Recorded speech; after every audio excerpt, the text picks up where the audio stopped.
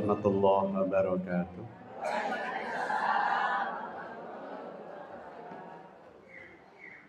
Innal hamdalillahi nasta'inuhu wa nastaghfiruh wa na'udzu billahi min shururi anfusina wa min sayyiati a'malina may yahdihillahu fala mudilla lahu wa may yudlil fala hadiyalah. Asyhadu an la ilaha illallah wa asyhadu anna Muhammadan abduhu wa rasuluhu la nabiyya ba'da. Allahumma salli ala sayyidina Muhammadin wa ala alihi wa sahbihi ajma'in. Amma ba'd.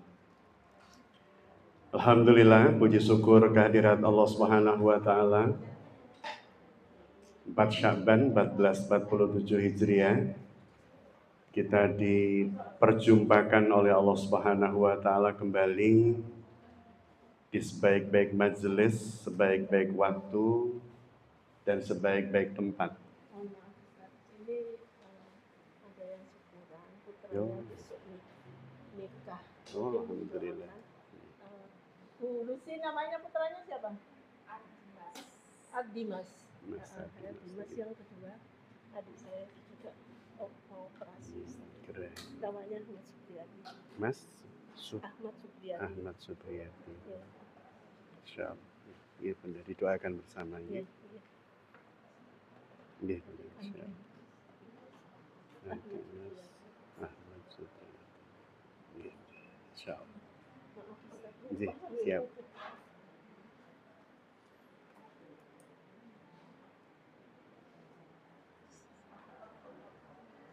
Ya, agar supaya saya nanti nggak lupa nih, karena ketika menjelaskan kadang ujungnya lupa. Yang pertama, kita panjatkan doa untuk Adinda, ya, adik kandung dari Bu Nur yang sedang teruji dengan sakit.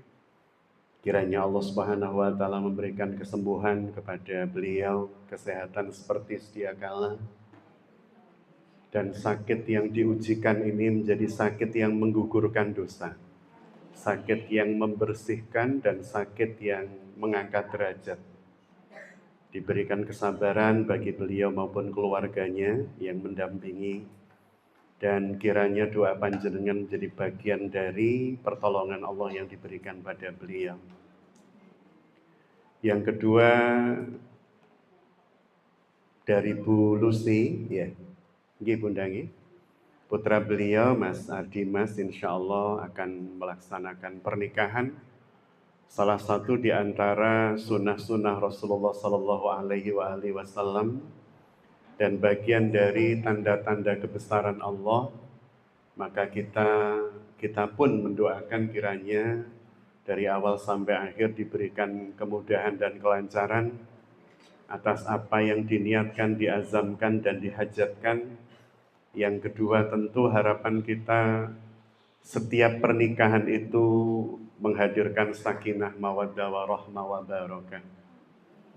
Dan bukan hanya menjadi keluarga yang samara, lebih dari itu teranugerahi di dalamnya anak keturunan, dzurriyyah yang sholih-sholihah, qurrata a'yun. Insyaallah atas keseluruhan hajat ini kita bermohon kepada Allah Subhanahu wa taala, khususan ila akhina Ahmad Supriyadi. Bismillahirrahmanirrahim. Allahumma salli ala Muhammadin wa ala alihi wa sahbihi wa sallam.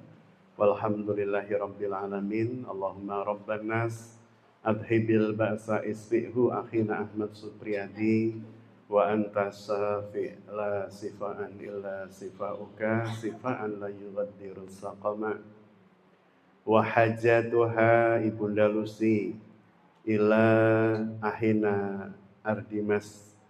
Allahumma yassir lana wa la tu'assir lana. Barakallahu fihun ajmain birahmatika ya arhamar rahimin. Amin ya rabbal alamin. Semoga menjadi doa yang mustajabah dan doa yang dikabulkan oleh Allah Subhanahu wa taala. Para bunda yang dirahmati Allah, karena kita sedang berada di bulan Sya'ban, materi Jumat hari ini Saya akan kaitkan ya, materi tauhid hari ini kita akan coba kaitkan dengan Sya'ban sehingga kemudian pemaknaan atas tauhid yang akan kita kaji dan bahas tidak terlepas dari keberadaan bulan Sya'ban. Terawali dengan sebuah hadis, yang hadis ini disampaikan pertama kali oleh cucu angkat Rasulullah Sallallahu Alaihi Wasallam. Cucu angkat beliau bernama Usamah bin Zaid bin Harisah radhiyallahu anhuma. An Usamah ibn Zaid qala, dari Usamah bin Zaid beliau berkata, qultu ya Rasulullah, aku bertanya, aku berkata kepada Rasulullah sallallahu alaihi wasallam. Jadi Usamah bin Zaid ini pernah melihat Rasulullah sallallahu alaihi wasallam melakukan aktivitas yang tidak biasa. Dan aktivitas itu dilakukan di bulan Sya'ban. Maka pertanyaan dari Zaid bin Harisah, Usamah bin Zaid bin Harisah, lam araka tasumu syahra minas suhur, tidaklah aku ya Rasulullah melihat panjenengan berpuasa di bulan-bulan di mana panjenengan berpuasa mata sumu min Sya'ban, sebagaimana panjenengan berpuasa di bulan Sya'ban. Jadi Usamah bin Zaid ini melihat puasa Kanjeng Nabi di bulan Sya'ban itu berbeda dengan bulan-bulan yang lain. Apa bedanya? Yang pertama dari sisi jumlah. Ya, nanti kita akan lihat hadis dari Ibunda Aisyah ya tentang jumlahnya. Yang kedua dari sisi ketidakumuman puasa beliau bersebab Sya'ban bukan bulan mulia.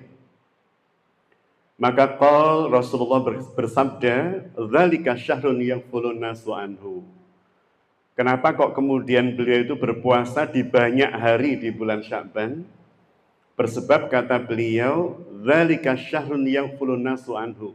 Bersebab bulan Sya'ban itu bulan yang banyak dilupakan oleh manusia. Kenapa? Karena posisinya baina Rajab wa Ramadan. Bersebab posisi Sya'ban itu diapit oleh 2 bulan keren. Yang pertama adalah Rajab sebagai satu di antara Ashurul Hurum, bulan-bulan mulia. Yang kedua Ramadan sebagai Sayyidus Suhur, ya, tuannya para bulan, puncak dari seluruh bulan. Karena posisinya diapit oleh bulan-bulan yang keren, gitu ya, bulan-bulan yang sangat terkenal, masyhur, istimewa, maka seringkali kemudian Sya'ban ini menjadi terlupakan atau terlalaikan. Wa huwa syahrun turfa'u fihil a'mal ila rabbil alamin. Dan bersebab huwa dia, ya, Sya'ban itu adalah syahrun, bulan yang turfa'u fihil a'mal. Di dalamnya diangkat amal-amal panjenengan dan saya ila kepada rabbil alamin, Rabb semesta alam.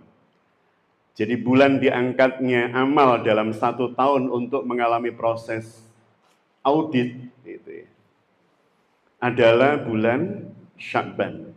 Fa'uhibbu kata Rasulullah, maka saya senang, saya cinta, saya senang, saya suka. Ayyurfa'a amali, pada saat amalku diangkat itu ya, wa ana shaim, dan saya dalam keadaan berpuasa. Hadis ini diriwayatkan oleh Imam An-Nasai dan Imam Ahmad dengan derajat hasan sahih. Jadi Bunda yang dirahmati Allah, artinya kita sedang berada di dalam sebuah bulan yang Rasulullah menyampaikan yaghfulun nas anhu. Bulan yang manusia banyak melupakan. Bersebab meskipun secara fikih, secara syariat bulan ini tidak terkategori sebagai bulan istimewa, justru kadang keistimewaan sesuatu itu sebab ketidakistimewaan. Jadi kadang keistimewaan sesuatu itu bersebab ketidakistimewaannya. Contohnya,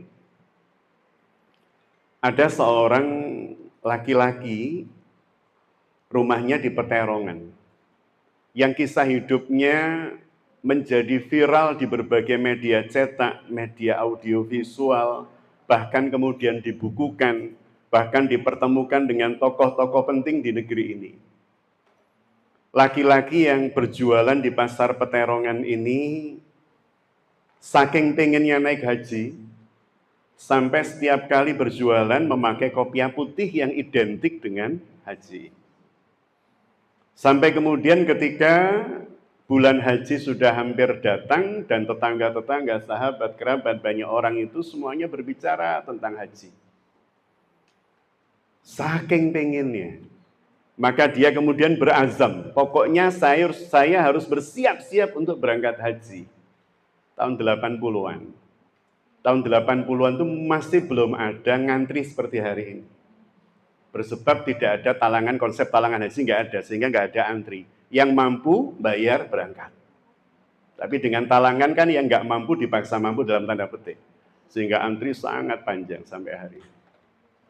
Jadi para bunda yang dirahmati Allah, sampai kemudian orang itu berazam, aku berniat untuk berangkat haji. Sampai saya beli bukunya karena pengen tahu detail kisahnya seperti apa orang ini.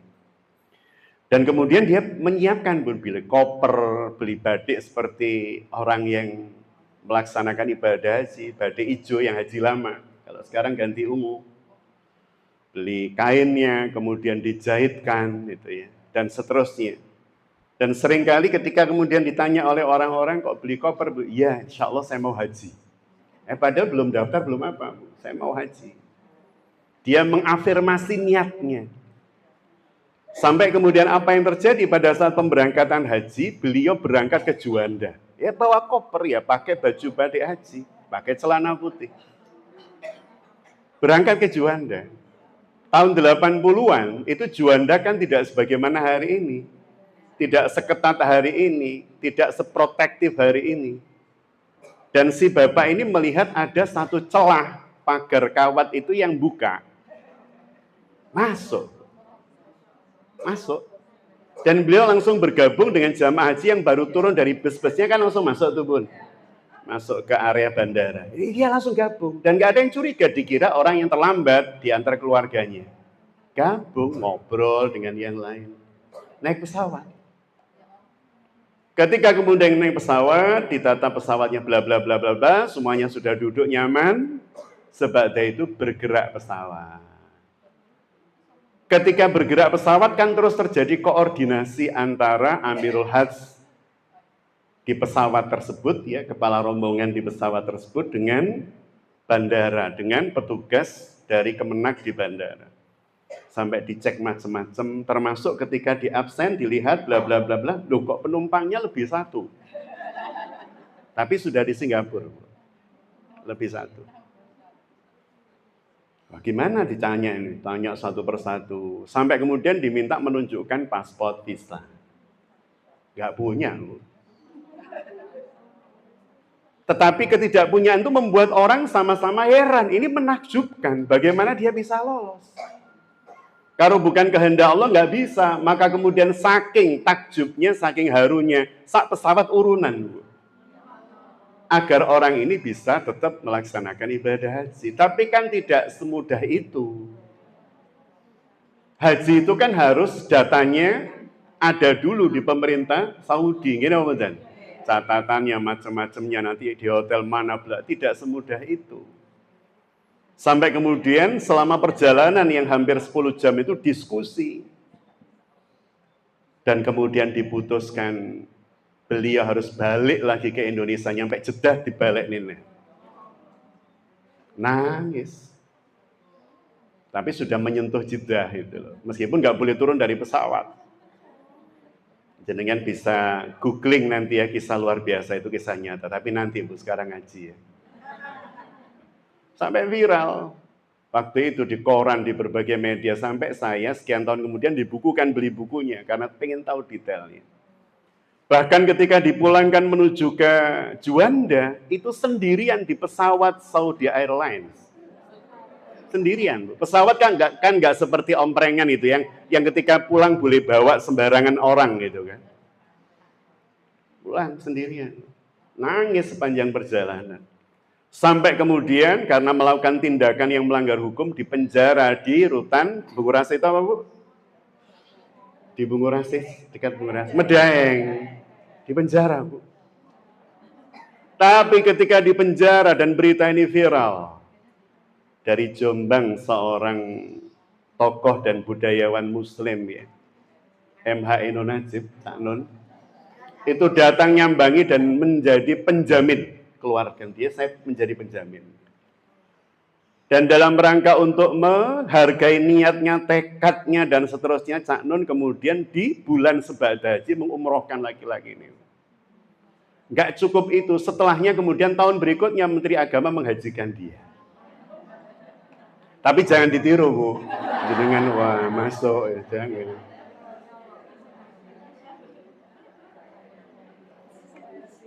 Jadi ini namanya azam. Azam itu kekuatan niat, tekad. Dia nggak ngerti apa-apa tentang haji. Yang dia tahu berangkat haji itu ya naik pesawat berangkat selesai. Nggak ada aturan-aturan administratif, dia nggak ngerti. Para bunda yang dirahmati Allah, maka di bulan Sya'ban ini, kita juga mengafirmasi diri kita. Paketnya datang. Jadi, mengafirmasi ketika kemudian diangkat oleh Allah amal-amal manusia. Panjenengan mengafirmasi diri agar supaya yang diangkat oleh Allah Subhanahu wa Ta'ala itu adalah amal ketika panjenengan amal 1 tahun sudah di package, dikeranjangi. Dan panjenengan kemudian pengen ya, amal yang sudah dikeranjangi itu kemudian dibawa oleh malaikat menuju Allah dalam keadaan panjenengan sedang beribadah. Dan Rasulullah Shallallahu Alaihi Wasallam memilih ibadah yang tidak terpotong dari mulai fajar hingga maghrib adalah puasa. Sholat kan masih terjeda, Bu. Sedekah kan masih terjeda. Tapi kan puasa sepanjang panjenengan dari fajar sampai maghrib itu berlangsung, berlaku terus. Maka beliau mengambil ibadah itu. Jadi beliau mengatakan wa huwa syahrun turfa'u fil a'mal ila rabbil alamin. Ini adalah bulan yang amal-amal itu diangkat menuju Allah Subhanahu wa taala, fa uhibbu, maka sesungguhnya aku senang ayyurfa amali, ketika amalku diangkat, ana shaim, aku dalam keadaan berarti berpuasa di bulan Sya'ban itu sangat dianjurkan. Sangat dianjurkan. Karena ini adalah bulan yang pertama yaghfulun nasu anhu, bulan di mana manusia melalaikan karena posisinya dijepit di antara bulan-bulan baik. Kemudian yang kedua, karena bulan ini adalah bulan di mana amal-amal manusia akan diangkat menuju Allah Subhanahu wa Ta'ala. Maka beberapa poin penting berkaitan dengan hadis ini. Yang pertama, Sya'ban itu teranggap sebagai bulan kelalaian kolektif. Kelalaian kolektif, orang ngejar Rojabiyah, peringatan Isra dan Mi'raj, melakukan kebaikan di bulan Rajab. Sebab itu persiapan full Ramadan. Bulan ini menjadi bulan yang terlewati. Maka ini menjadi catatan Rasulullah SAW kemudian meminta kita untuk mengisinya dengan kebaikan agar supaya tidak mengalami kram spiritual saat Ramadan. Dan nilai ibadahnya adalah nilai yang tak tersorot oleh publik. Karena bukan bulan istimewa. Dan amal kemudian diangkat oleh Allah Subhanahu wa Ta'ala dan Rasulullah mengisinya dengan puasa. Berikutnya, hadis dari ibunda kita Aisyah radhiyallahu anha ketika beliau mengatakan fama ra'aitu Rasulullah sallallahu alaihi wasallam, maka tidaklah aku pernah melihat Rasulullah sallallahu alaihi wasallam istakmala siyama, menyempurnakan puasa itu ya, menyempurnakan puasa syahrin dalam 1 bulan illa Ramadan, kecuali di bulan Ramadan. Ibunda Aisyah mengatakan, maka tidaklah aku melihat Kanjeng Nabi itu menuntaskan puasa selama 1 bulan lebih kecuali di bulan Ramadan. Wama, dan tidak pula ra'aituhu, aku melihat beliau fi syahrin, di dalam sebuah bulan, aktsara siyama minhu. Nah, ini catatan kita. Aktsara siyama minhu, memperbanyak puasanya di bulan itu, di dalamnya itu ya. Fi Sya'ban, kecuali di bulan Sya'ban. Jadi ibunda kita Aisyah radhiyallahu anha mengatakan Rasulullah itu tidak pernah aku melihat menyempurnakan puasa 1 bulan full kecuali Ramadan. Dan tidak pula aku melihat Kanjeng Nabi itu puasa dalam jumlah hari yang paling banyak kecuali di bulan Sya'ban. Meskipun tetap tidak boleh berpuasa 1 bulan penuh. Jadi 2 hari sebelum informasi berkaitan dengan hilal kita sudah stop. Bahkan ada yang menyarankan 1 minggu sebelumnya atau 10 hari sebelumnya. Tetapi yang paling banyak Rasul berpuasa di sebuah bulan adalah Sya'ban. Ini catatan dari manusia-manusia terbaik ya. Yang pertama Usamah bin Zaid, yang kedua ibunda kita Aisyah radhiyallahu anha. Ini catatan buat panjenengan dan saya agar Ramadan kita menjadi Ramadan yang lebih bermakna. Sehingga para sahabat Nabiullah Muhammad SAW radhiyallahu anhum ajma'in ini disebutkan oleh Ibnu Rajab Al-Hambali. Beliau ini salah seorang ulama dari kalangan tabi'in ya, atau dari kalangan tabi'ut tabi'in. Beliau menyampaikan di dalam kitabnya Lataiful Ma'arif bahwa bulan Sya'ban itu atau posisi Sya'ban itu seperti sunnah rawatib sebelum wajibnya Ramadan. Jadi kalau sholat Isya itu ada rawatib ba'diyah. Kalau kemudian kita berbicara zuhur ada qobliyah, ada ba'diyah. Kalau bicara subuh ada qobliyah dan seterusnya. Artinya posisi Sya'ban itu seperti itu. Dia mengawali hadirnya Ramadan sebagai sebuah kewajiban. Maka dia adalah penghantar terbaik dari Ramadan. Sehingga karena Ramadan itu ibadah kita adalah full puasa, maka Sya'ban sebagai pengantar juga ibadahnya ibadah yang sama, yakni puasa. Maka Rajab menjadi bulan panjenengan kula sami menanam, Sya'ban ini menjadi bulan kula panjenengan sami menyemai, menyirami, ya dan seterusnya. Maka Ramadan menjadi bulan di mana kita akan panen raya insya Allah. Ya. Dan semoga diberi kesempatan oleh Allah berjumpa dengan Ramadan 1447 Hijriah, serta diberikan oleh Allah kemampuan untuk mengisi Ramadan tahun ini dengan sebaik-baik ibadah, bahkan lebih baik dibanding Ramadan sebelumnya. Insya Allah. Ya. Para bunda yang dirahmati Allah, kita masuk sekarang pada materi bagaimana cara, metode, atau langkah-langkah yang bisa kita lakukan dalam rangka memperkuat tauhid kita.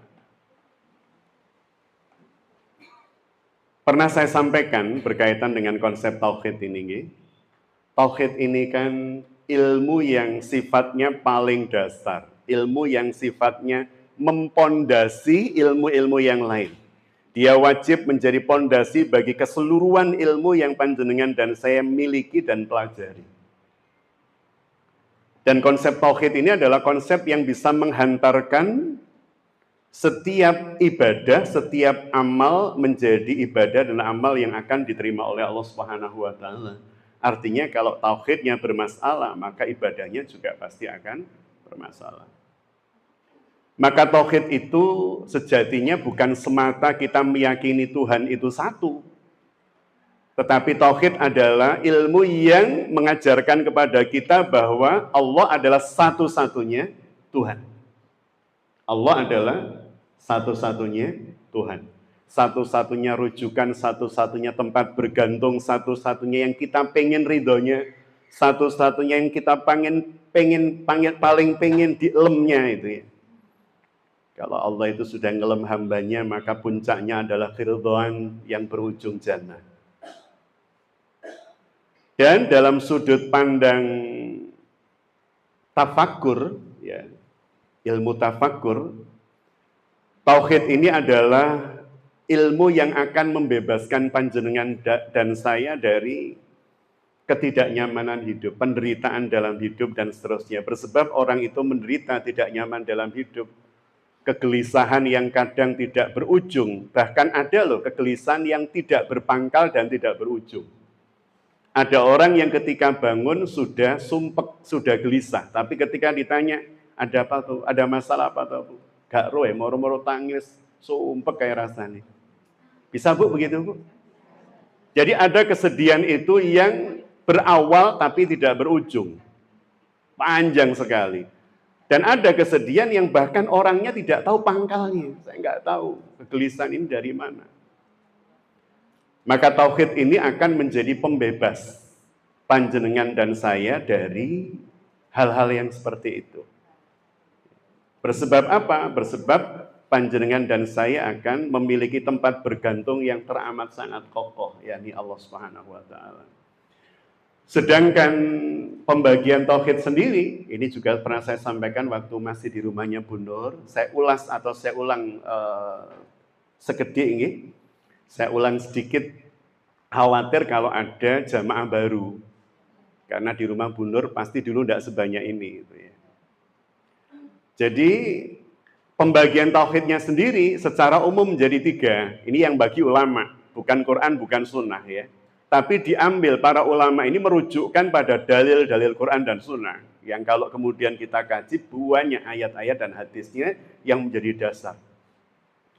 Terbagi menjadi 3 dengan urutan yang pertama disebut dengan tauhid rububiyah. Tauhid rububiyah itu ya. Mengesahkan Allah, memahatunggalkan Allah di dalam sifat Rabbunnya.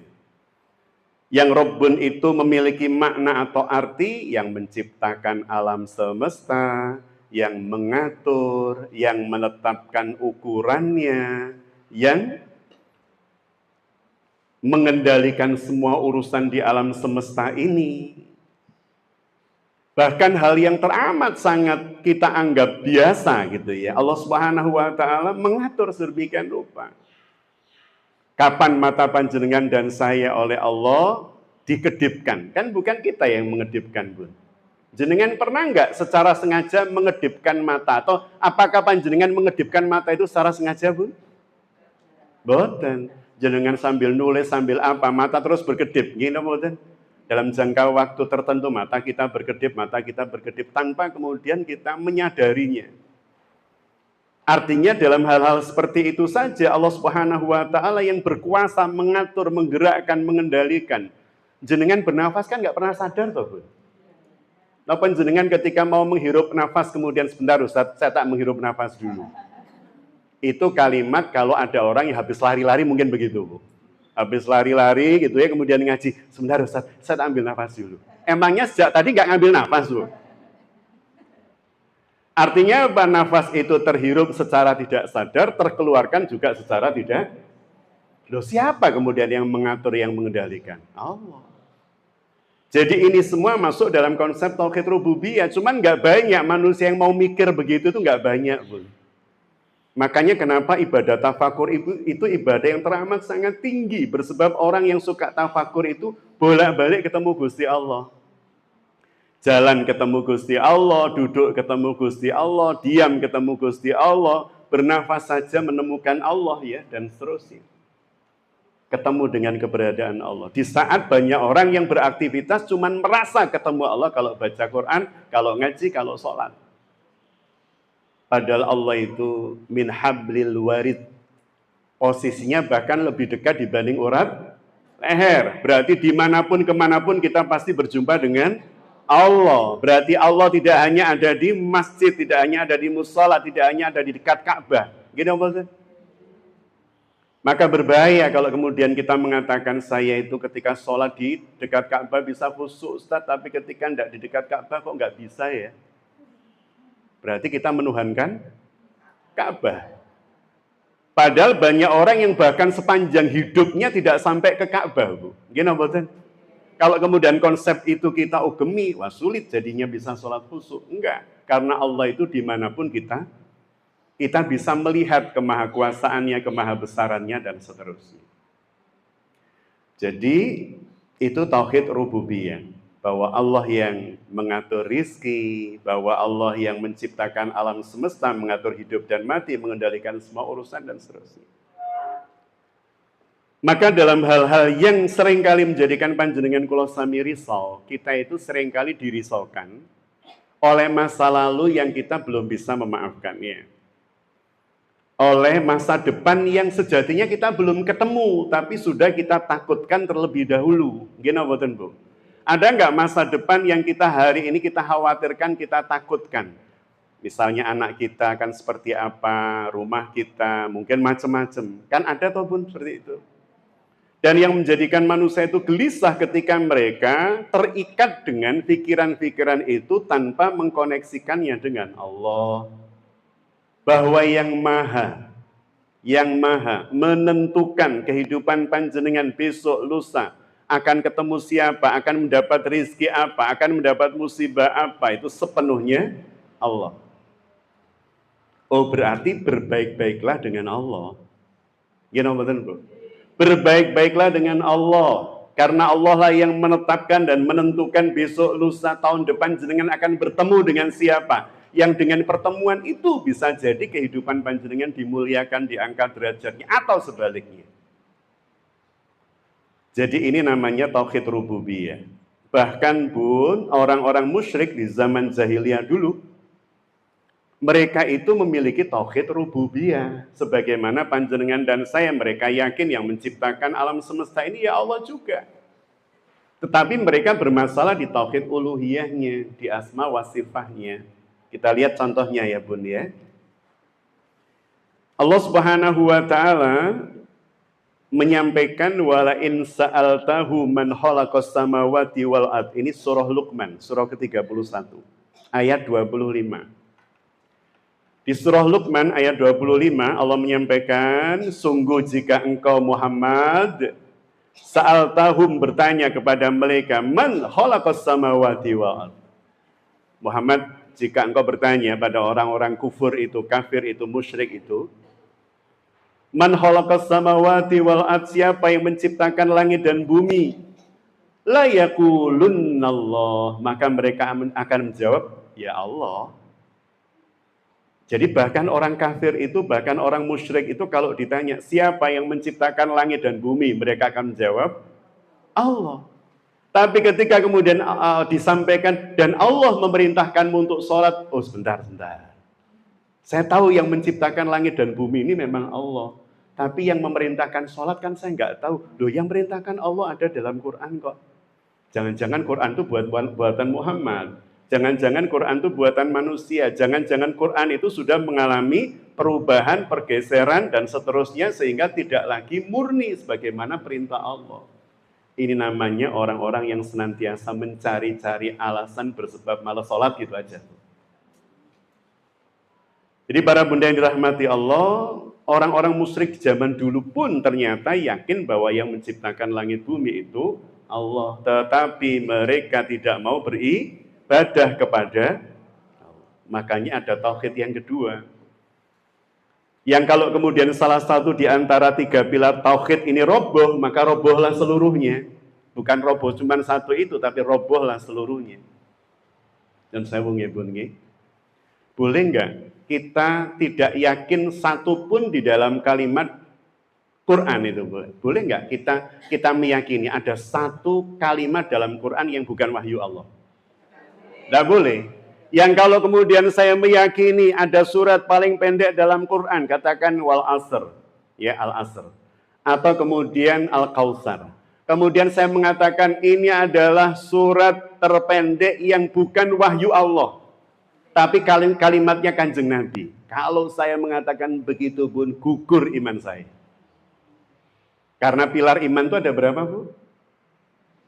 Arkanul iman. Berapa, Bun? Ada 6. Rukun iman ke-6. Percaya pada Allah, pada malaikat, pada Rasul, pada kitab suci.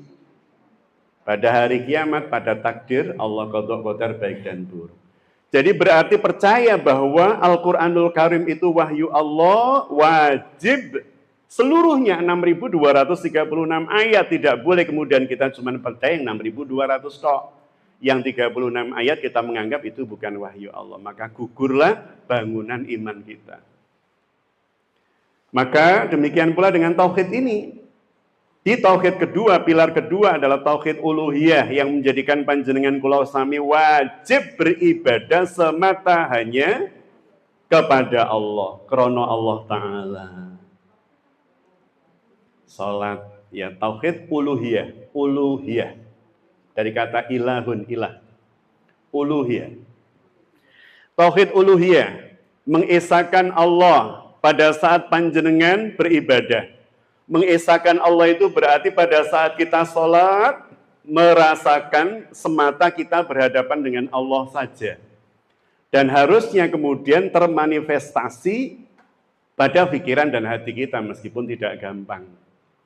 Tapi yang terpenting tauhid uluhiyah secara zahir ini sudah kita lakukan.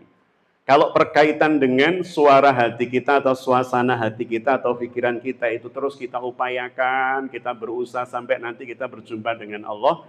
Bersebab panjenengan dan saya sering kali gagal mengendalikan hati. Karena hati ini milik Allah. Ya muqallibal qulub sabbit qalbi ala dinik. Wahai zat yang maha membolak-balik hati, teguhkan hatiku dalam din panjenengan ya Allah, agar supaya kalau sholat cuman madep mantep dumateng panjenengan, bukan pada yang lain. Cuman kan tidak sesederhana itu toh, Bu. Ketika panjenengan kula sami sholat sudah mengangkat kedua tangan, telapak tangan kita menghadap ke depan, kita serahkan pada Allah, dunia di belakang kita, kita punggungi dengan tangan. Mohon maaf, stop, nggak boleh masuk. Hadza mamnu, ini sudah terlarang, kamu nggak boleh masuk ke dalam sholat saya, pikiran saya, hati saya. Stop, kita punggungi dunia. Kita mengucapkan Allahu, ya Allah yang besar panjenengan, karena yang besar panjenengan saking besarnya panjenengan, sehingga masuk dalam hati saya, seluruh hati saya penuh dengan panjenengan, yang lain nggak bisa masuk. Harusnya sih idealnya begitu, tapi kan tidak mudah. Kita sudah bilang Allahu Akbar, ya Allah yang maha besar engkau masuk dalam pikiran dan mendominasi hatiku, yang lain nggak boleh masuk. Kita tutup Allahu Akbar, namanya takbiratul ihram. Takbir yang mengharamkan semua yang selain Allah masuk. Takbir yang mengharamkan sesuatu yang selain syarat rukun sholat masuk, nggak boleh masuk. Maka disebut takbiratul takbir yang menjadi haram yang lain masuk. Tapi barusan Allahu Akbar, engkau maha besar ya Allah, kita cek apa benar hati dan pikiran kita membesarkan Allah. Ada motor lewat, Bu. Langsung ya Allah, pas sholat duha, Bu, pas sholat duha. Ya Allah, lijone mangkat mang tak enteni. Kok malah pas sholat lewat itu kan? Ya, astagfirullah, waduh, lewat. Karena perumahannya one way, Bu, masih berharap nanti kalau pulang dia udah sholat itu kan. Rodok dipercepat sholat, ini kan udah keganggu sudah. Mempercepat sholat karena hijau. Dan ketika kemudian sudah sampai rakaat kedua, baru ruku, hijau ini lewat lagi. Reng tuh kan, wis lewat. Coba bayangkan sepanjang sholat mikirin. Terus siapa yang besar, siapa sebenarnya itu? Jadi kadang kita itu malu, Bu, dengan Allah. Saya itu malu dengan Allah. Ini udah mengucapkan Allahu Akbar loh. Berarti yang maha besar engkau loh ya Allah, yang mendominasi pikiran dan hati saya cuman panjenengan ya Allah. Kadang masih ada yang masuk. Gini betul? Karena syaitan itu tidak benar ridho panjenengan dan saya, sholatnya berhasil, ibadahnya berhasil, puasanya berhasil. Bahkan di masing-masing ibadah itu ada setan-setan di bagian-bagian tertentu. Kalau sholat, kabaknya namanya khinzir. Ada kepala bagiannya. Setelah itu ada kasih, ada macam-macam, Bu. Jadi mereka itu tugasnya apa? Kata Rasulullah SAW, memasukkan apa-apa yang sebelum sholat nggak kita pikirkan. Saat sholat, masuk semuanya. Sebelum sholat nggak kepikiran. Tapi ketika Allahu Akbar, astagfirullah tuh kan, mangkan mendung, arep ngentasi memean toh. Lali, masuk semua. Ini setannya namanya khinzir. Maka tauhid uluhiyah, saya melihat dari senyum jenengan kita semua pelaku, Bu, ya. Tapi luar biasanya Allah, Bu, kata Imam Muhammad Idris Asy-Syafi'i rahimahullah. Untungnya kita itu punya Tuhan Allah, dan Tuhan cuma Allah saja. Yang memiliki sifat Rahman Rahim, yang tetap akan menerima ibadah hambanya bersebab apa? Usahanya atau ikhtiarnya. Dimulai dari mau sholat itu wudunya serius. Usahanya yang diterima oleh Allah. Wudunya serius, sebada itu kemudian pakai harum-haruman biar nyaman ketika sholat. Pakai baju yang nyaman ketika sholat dan seterusnya, atau mukenah yang nyaman ketika sholat. ditata tempat tidurnya senyaman mungkin jika sholat jenengan di samping tempat tidur misalnya. Sehingga pada saat jenengan sholat semua sudah tertata, disiapkan, itu semua dinilai oleh Allah. Sampai ketika kemudian mulai bismillahirrahmanirrahim dan seterusnya ada yang goda, jenengan berupaya lagi untuk kembali bisa fokus, kembali bisa khusyuk. Maka yang dinilai adalah usaha panjenengan, bukan hasil. Itu nikmatnya bertuhankan Allah. Maka ketika muncul seperti itu, kok lijone muncul, jenengan hapus Bu, di tip ek dulu. Ntar mbak nggih kalau tip ek rumiyin, kalau tak ngadep ten Gusti Allah melih. Dan seterusnya. Jadi itu tauhid uluhiyah. Kita tidak mensekutukan Allah di dalam niat ibadah, apapun itu. Sujud rukuk kita bersebab Allah dan seterusnya. Sehingga tidak kemudian ketika mau ketemu Ramadan, kan pasti setiap orang ketemu Ramadan itu memiliki kolbun yang sa'adah, hati yang gembira, gitu Ramadan. Tapi gembiranya orang itu kan beda-beda, Bun. Ada yang alhamdulillah ketemu Ramadan itu udah kegambar sekian banyak kebaikan yang Allah menyiapkan pahalanya berlimpah ruah. Ada orang yang ketika Ramadan itu alhamdulillah ini bisa pindah-pindah menu buka. Di sana bisa ngikutin di Masjid Istiqomah menu buka ini, besok di masjid sana menu buka ini, besok ada pemburu takjil yang luar biasa.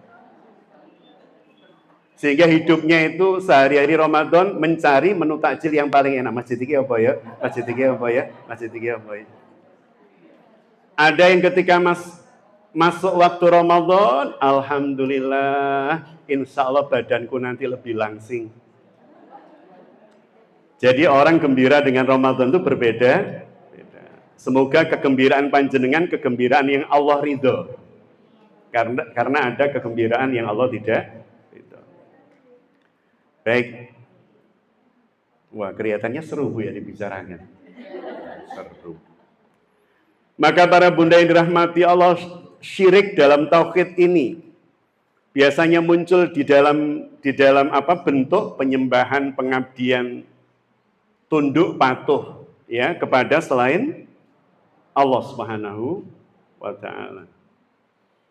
Jadi mereka tidak sujud rukuk, tidak menyembah secara sungguh-sungguh Allah Subhanahu wa taala, tetapi sujud rukuknya dalam tanda petik mungkin kepada pangkat, jabatan, materi ya dan seterusnya. Maka sering saya sampaikan begini dan ini saya ulang-ulang Bun karena penting.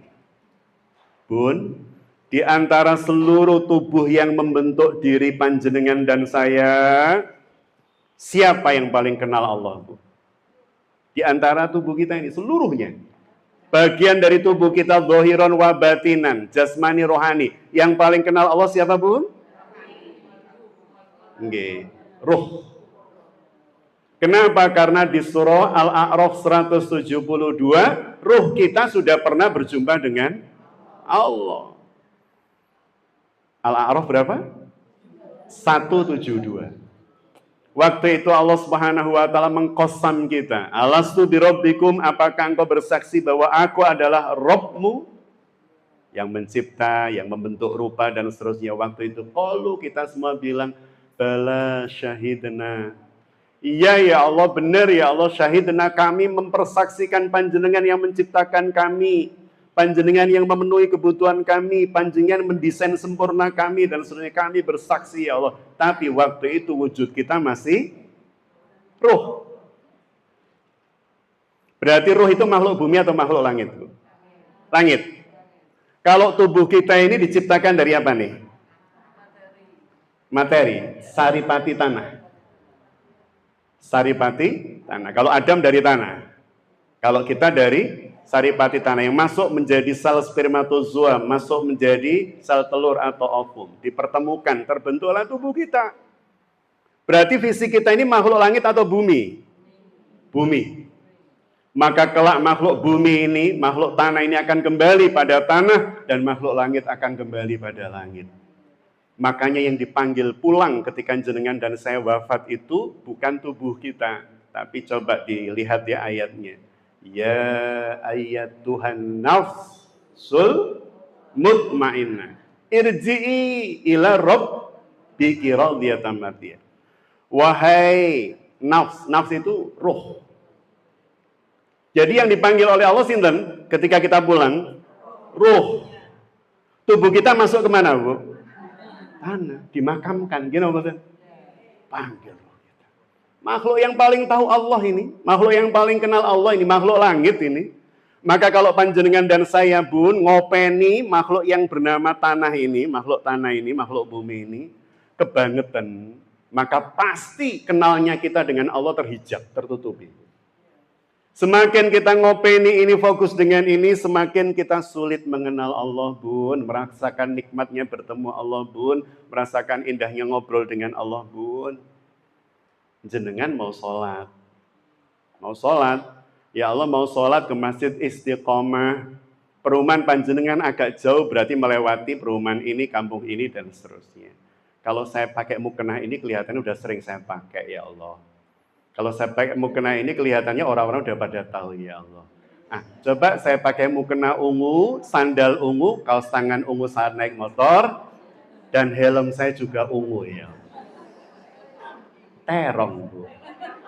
Berangkat dari rumah menuju Masjid Istiqomah. Mau berangkat, Bu, buka pintu, sandalnya yang ungu ndak ada. Dicowari, Bu. Waduh, ungu-ungu kok ini sore kuning gak enak. Kayak lapis tapi kentekan wernohan gitu. Gak matching. Akhirnya kemudian kalau sudah seperti itu, Bu, sholatnya terpengaruh nggak? Pasti terpengaruh. Orang yang sibuk dengan aksesoris fisik tubuh tanah ini, Bu, sulit ruhnya ketemu Allah. Sulit. Kok kemudian yang dipikirkan itu nanti sajadah saya pakai yang bentuknya begini. Kelihatannya ibu-ibu istiqomah nggak ada yang punya ini. Sepanjang sholat ngelem-ngelem saja dewi. Kisah jadaku wapi, kono biasa. Alah, dulu. Jadi bestinya syaitoni rojim itu. Astagfirullah. Maka yang butuh asupan untuk bisa menikmati ibadah itu ruh. Karena semakin dia, Bun, dibersihin, semakin panjenengan dan saya tidak terlalu melekat dengan bumi, tanah. Ruh kita makhluk mana tadi, Bun? Berarti cenderung kemana? Fisik kita ini makhluk cenderungnya kemana? Bawah, ke tanah. Gravitasnya kuat banget. Satu tarikannya ke atas, ke langit. Maka ketika kemudian yang gandoli ruh ini, makhluk buminya terlalu melekat dengan bumi, terlalu melekat dengan bumi, terlalu melekat dengan materi, terlalu melekat dengan pangkat jabatan kekuasaan, semakin sulit ruh kita ketemu Allah. Makanya kenapa sholat itu disebut mi'rajul mu'min. Mi'rajnya orang beriman itu ya sholat. Merasakan apa yang pernah dirasakan oleh Kanjeng Nabi. Ketika berjumpa dengan Allah, ngomong kita curhat. Jenengan boleh curhat ke Allah pada saat sholat. Tapi ya tidak boleh terlepas kalimat kecuali kalimat-kalimat yang masuk dalam syarat dan rukun sholat. Dia curhatnya curhat dalam hati, monggo pada saat sujud. Mohon pada Allah. Tapi jangan sampai keluar. Ya Allah saya curhat, ya nggak boleh. Curhat dong itu. Ya. Kata malaikat curhat dong. Curhat nih gitu ya. Jadi itu tauhid apa, Bu? Uluhiyah. Bersihkan ruh kita ini, Bun. Saya Muhammad Hatta wajib membersihkan ruh saya. Agar supaya apa? Fisik saya ini tidak membelenggu ruh saya dan tidak menjadi penghijab antara saya dengan Allah. Antara saya dengan Allah. Maka gunakan baju yang terbaik dalam artian yang terbaik untuk Allah, yang paling pantas. Jadi perintah memakai baju yang terbaik pada saat berjumpa dengan Allah. Baju yang paling pantas, paling nyaman, paling enak kalau dipakai sholat. Tidak kemudian sholat masih pakai kaos, Bu ya. Belakangnya ada tulisan iklan angker biru itu, Bu. Waduh. Pakai sholat itu. Sehingga mengganggu yang di belakangnya itu kan, bapak-bapak di soft depan ya. Belakangnya kemudian mau sholat, Allahu Akbar. Dia melihat depannya bukan bat tapi bir tadi itu, Bu. Astagfirullah. Karena orang itu, Bun, jenengan saya lah, jenengan dan saya. Itu kalau melihat tulisan, Bu, secara otomatis terbaca meskipun kita nggak pengen baca. Gini, Mbak? Otomatis terbaca. Makanya kenapa orang sholat itu tidak diminta menggunakan baju dengan banyak tulisan. Sebisa mungkin nggak ada tulisan, apalagi misalnya bapak-bapak sholat pakai kaos dagadu. Kan tulisannya wakil, Bu. Jadi peribahasa cerita dari juk gitu kan, orang sholat sambil baca ketinggalan. Aduh. Polos. Tanpa tulisan. Jadi para bunda yang dirahmati Allah, tuh ya. Yang ketiga, yang terakhir, tauhid yang terakhir, naminipun tauhid asma wa sifat. Asma wa sifat. Nama-nama Allah dan sifat-sifat Allah, begitu maksudnya.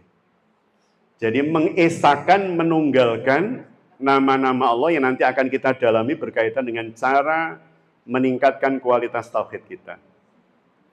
Asma wa sifat. Nama-nama Allah, sifat-sifat Allah, nama-nama Allah yang panjenengan kenal di 99 nama dalam Quran. Sifat-sifat Allah yang panjenengan kenal pada saat dulu masih SD, sifat dan nama Allah itu banyak, nggak kehitung. Tapi yang termaktub di dalam Al-Quran kurang lebih 99. Yang jenengan dulu hafal pada saat kecil ada 20 sifat misalnya. Sifat Allah nggak kehitung jumlahnya. Cuman untuk memudahkan kita tahu beberapa. Satu misalnya mukhalafatul wujud, qidam, baqa, mukhalafatul hawadisi, qiyamu binafsihi, terus wahdaniyah dan seterusnya. Jadi kita mungkin hafal apa Bu? Kalau ada pujian itu Bu, sifat-sifat Allah itu Bu. Wujud qidam, baqa, mukhalafatul seling-seling posowan boleh.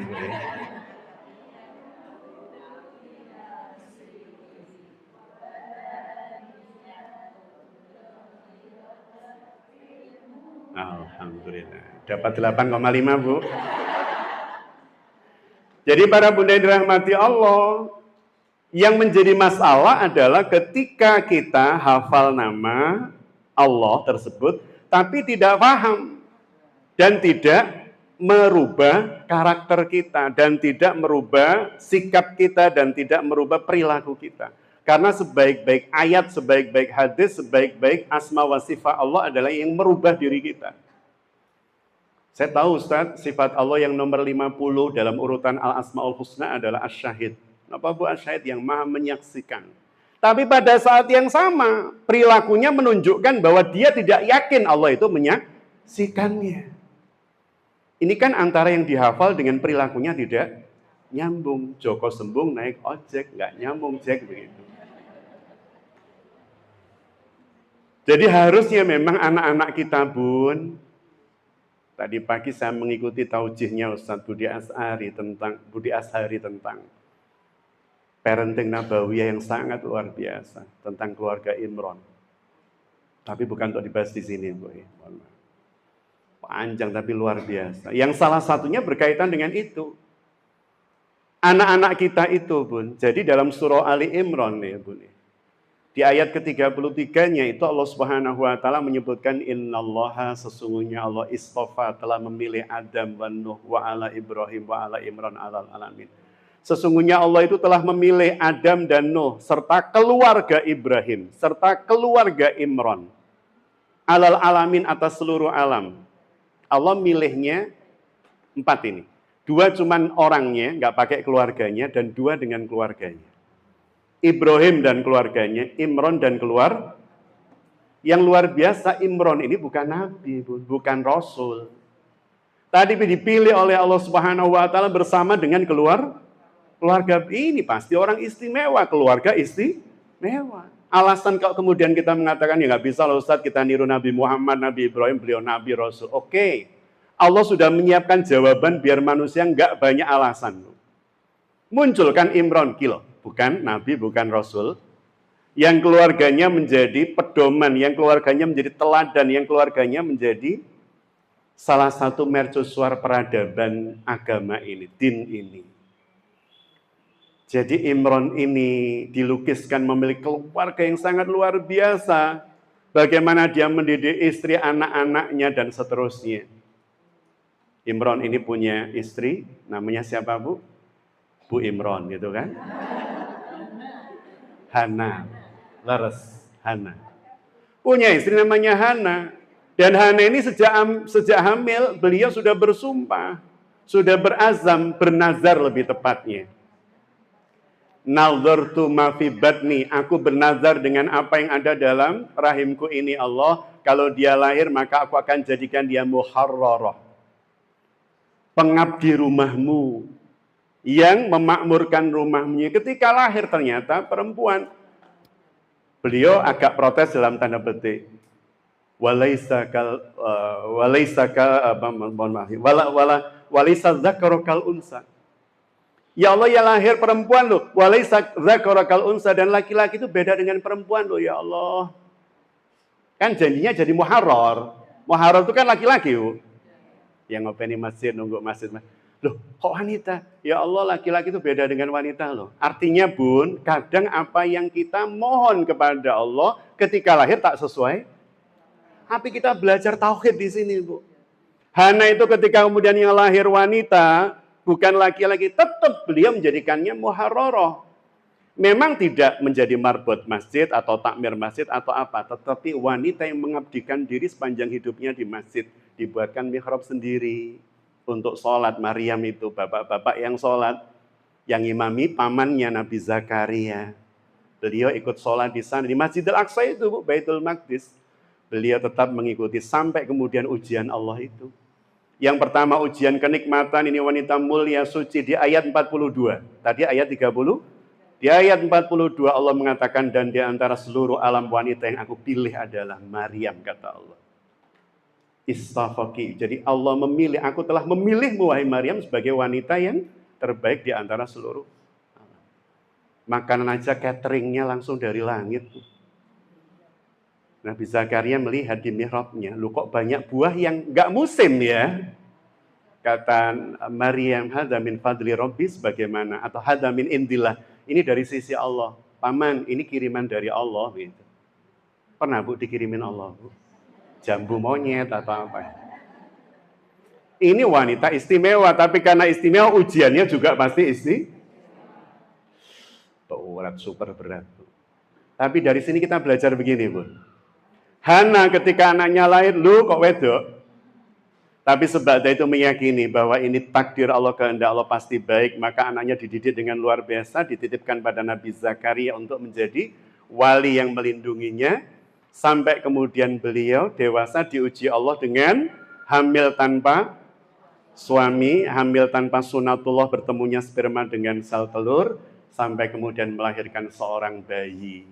Bayi kok seorang, Bu ya? Sebayi-bayi itu, melahirkan bayi yang beliau adalah seorang nabi. Gini, betul? Imron dan Hana manusia biasa, melahirkan anak Maryam yang dipilih oleh Allah di antara wanita, dia yang terbaik. Dan Maryam melahirkan puncak dari orang soleh, Bu. Puncak dari kesolehan, yakni siapa? Nabi, Rasul, Isa alaihissalam. Jadi keluarga itu harusnya memang begitu, kakek melahirkan ibu atau bapak yang lebih baik dibanding kakeknya. Bapak dan ibu melahirkan anak yang lebih baik dibanding bapak dan ibu. Seorang nabi, seorang rasul. Jadi para bunda yang dirahmati Allah, itu tauhid ya. Ternyata yang tidak dikehendaki oleh Hana, istrinya Imran, Bu Imran tadi itu, pengennya laki-laki, tapi ternyata perempuan itulah yang dipilih Allah menjadi perempuan terbaik dan nanti melahirkan seorang. Itu cara Allah. Maka jangan pernah mencela takdir Allah yang berbeda dengan harapan kita. Bersebab Allah pasti menyimpan hal luar biasa di dalamnya. Baik, insya Allah untuk asma dan sifat ini akan sangat panjang karena kita akan bahas satu persatu dari asma-asma Allah dan sifat Allah yang kita kenal untuk menjadikan kita, tauhid kita lebih kuat dan kenal kita dengan Allah juga lebih baik. Tinggal 1 menit. Nggih, Bu Nur.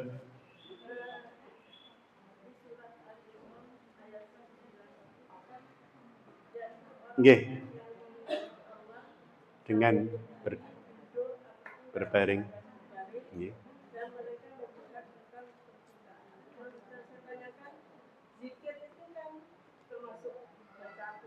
Nggih. Boleh. Boleh. Boleh, dalam keadaan apapun kita boleh. Tadi disebutkan ya, alladzina yadhkurunallaha qiyaman wa qu'udan wa 'ala junubihim. Qiyam berdiri, kita baca Quran sambil nunggu, sambil gandolan di bis gitu ya. Atau nunggu di halte karena nggak ada kursi. Sambil duduk boleh, sambil berbaring ketika kita capek lelah. Untuk duduk agak berat sambil berbaring, tapi tetap dalam keadaan punya adab.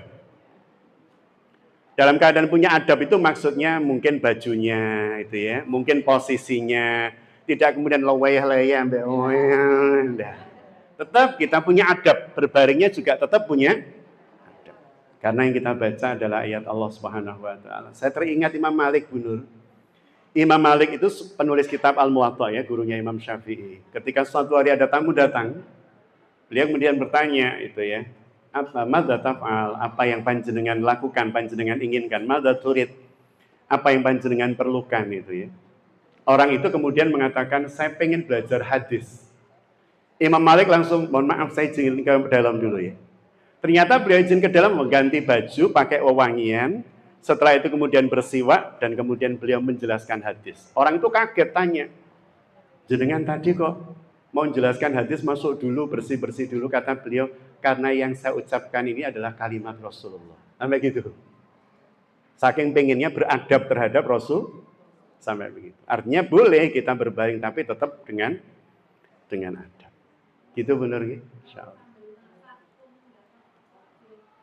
Boleh.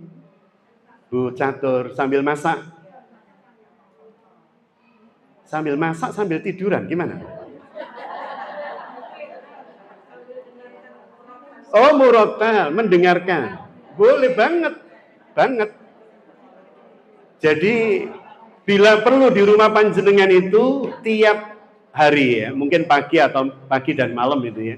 Murotal, jenengan masak, jenengan ngepel sambil mendengarkan ayat Allah dibaca. Jenengan sih mungkin nggak pernah ngepel sih wajah-wajahnya Bu ya.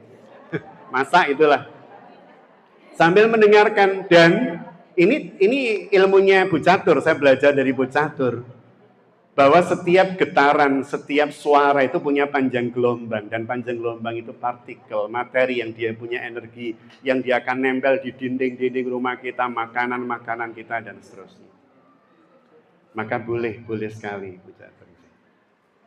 Asalkan tidak kita bunyikan Quran, kita ngobrol sendiri. Mending matiin. Dalam Quran, tapi kita ngobrol, berhahaha sendiri, dan seterusnya. Cukup Bu ya, insya Allah. Semoga apa yang kita kaji pelajari oleh Allah Subhanahu wa taala melalui malaikatnya dicatat sebagai kebaikan amal soleh dan pemberat timbangan kebaikan kita kelak di yaumil hisab. Jazakumullahu khairan katsira. Rabbana amanna bima anzalta wa taba'na rasul faktubna ma'asy syahidin. Rabbana la tuzigh qulubana ba'da idh hadaitana wa hab lana min ladunka rahmah innaka antal wahhab. Rabbana atina fid dunya hasanah wa fil akhirati hasanah wa qina adzabannar wa adkhilnal jannata ma'al abrar ya aziz ya ghaffar ya rabbal alamin. Subhana rabbika rabbil izzati amma yasifun wassalamun alal mursalin walhamdulillahi rabbil alamin. Min ya rabbal alamin. Billahi taufik wal hidayah. Assalamualaikum warahmatullahi wabarakatuh.